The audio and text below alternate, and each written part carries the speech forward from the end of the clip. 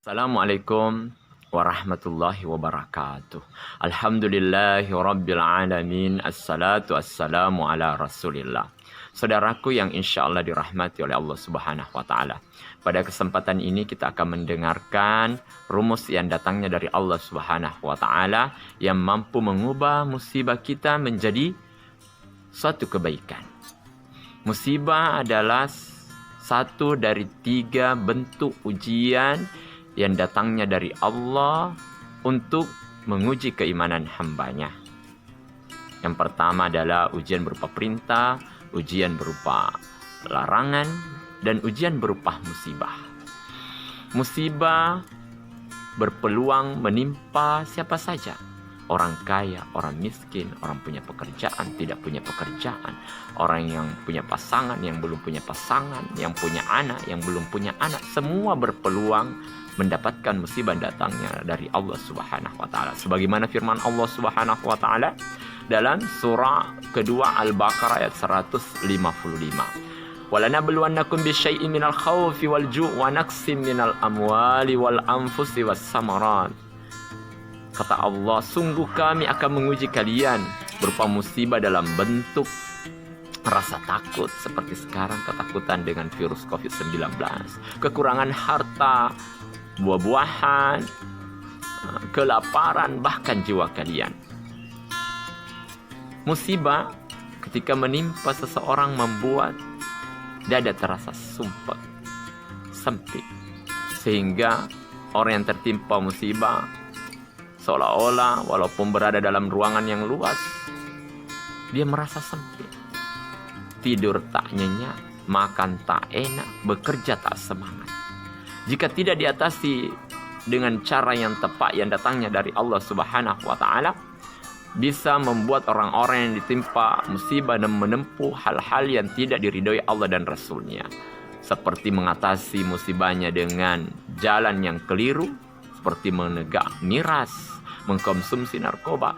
Bahkan di puncak keputusasaannya orang yang ditimpa musibah, ya, karena putus asa, putus harapan, menemukan jalan buntu, maka terkadang kita menemukan ada orang yang ditimpa musibah mengakhiri hidupnya dengan bunuh diri. Subhanallah min zalik.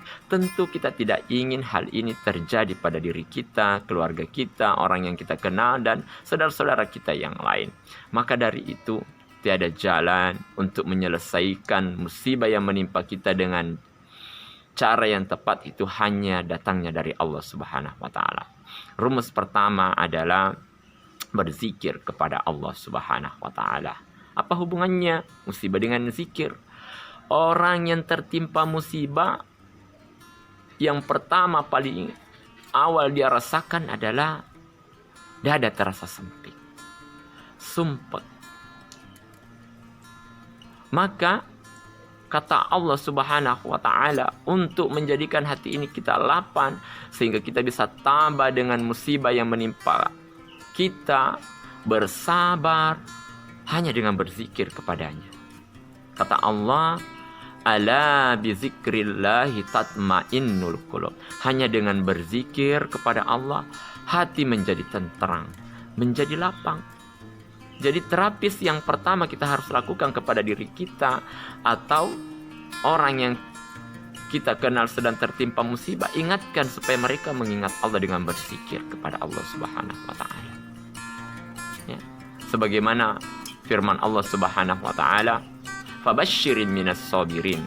Berilah kabar gembira bagi orang-orang yang bersabar. Apa itu tandanya? Dia senang berzikir. Apa zikirnya?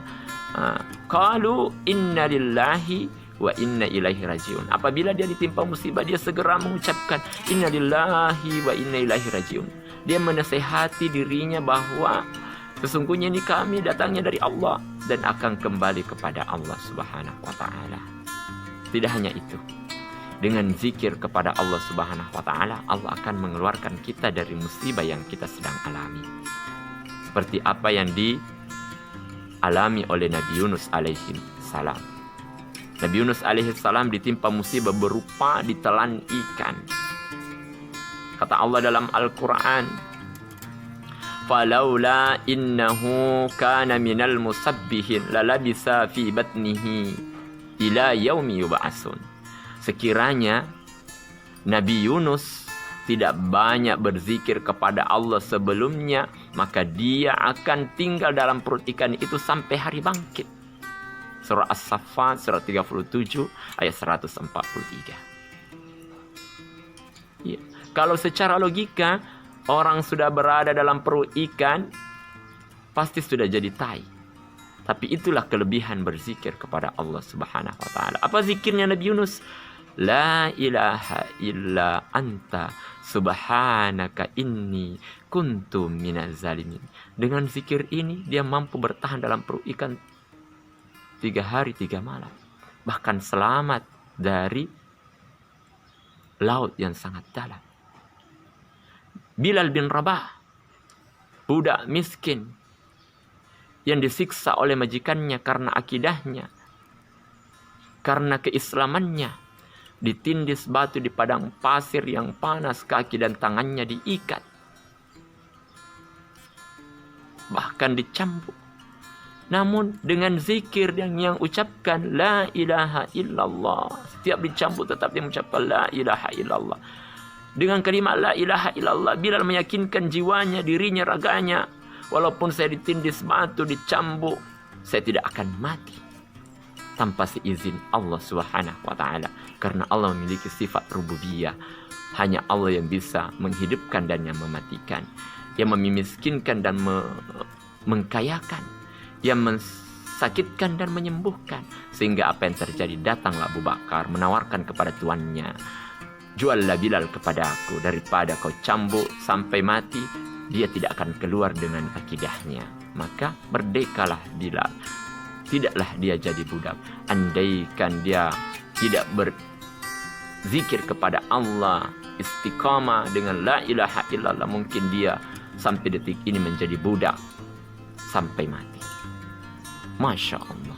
Yang kedua adalah dengan beristighfar. Musibah yang menimpa kita saat ini sehingga kita membuat jadi galau, bahkan mau putus asa, itu tidak menutup kemungkinan karena kesalahan-kesalahan yang telah kita lakukan sebelumnya. Sama halnya kita di PHK, ya, atau kita mau mem-PHK karyawan kita karena kesalahannya, tapi karena dia memohon ampun, minta maaf atas kesalahannya dengan penuh penyesalan, meneteskan air mata, mungkin tidak jadi kita PHK.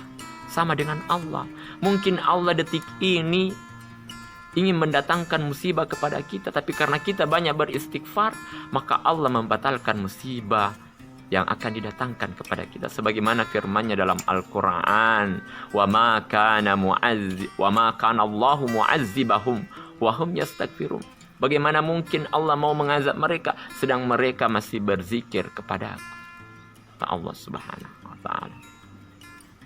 Berkat zikir istighfar ini, ada penjual roti pada masa ulama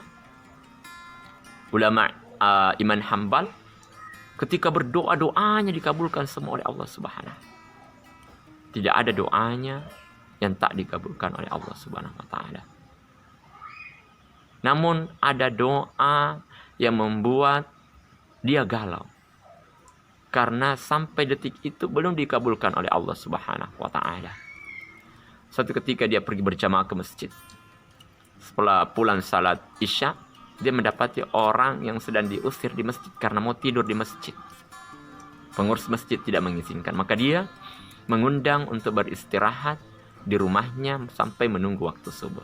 Sampai di rumah, apa yang terjadi? Penjual roti sambil memanggang rotinya, menunggu waktu subuh, dia membaca istighfar yang dibunai dengan zikir.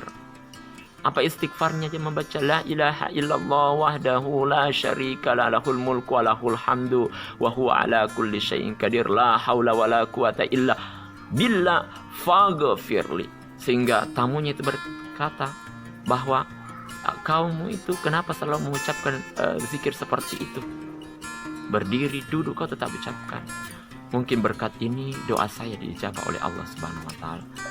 Cuma satu yang membuat saya galau, satu doa saya belum dikabulkan. Saya ingin sekali ketemu dengan Imam Hambal. Saya cinta ulama. saya cinta Ustaz. Sehingga apa yang dikatakan oleh tamu yang diundang istirahat di rumahnya, wahai saudaraku, saat ini Allah mengabulkan doamu. Akulah ada iman hamba. Masya Allah. Itulah keutamaan istighfar. Istighfar.